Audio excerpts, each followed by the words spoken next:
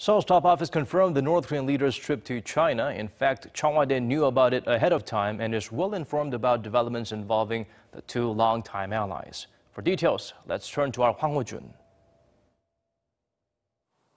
When asked whether the top office had heard about the North Korean leader's surprise visit to China, the Blue House spokesperson Kim Eui-kyeom replied that Cheongwadae is getting enough information about the situation between Pyongyang and Beijing thanks to South Korea's competent intelligence gathering capabilities.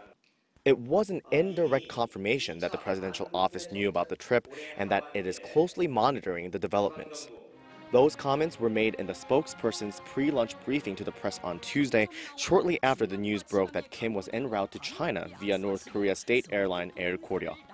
The spokesman was asked what the Blue House thinks is the real intention behind Kim's visit to China, considering that the real stakeholders in the recent talks were the two Koreas and the U.S. He replied that, quote, "There is more to this than meets the eye, and that ample communication is taking place between South and North Korea, who are evaluating the recent summit through various channels and discussing future steps to take." In last week's summit statement, Kim Jong-un reaffirmed his country's commitment to the complete denuclearization of the Korean peninsula.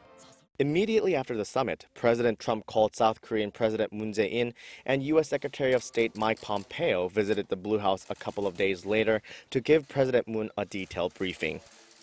This is Kim Jong-un's third trip to China in 3 months. South Korea's Blue House has taken note of Kim's unprecedented and active approach to diplomacy.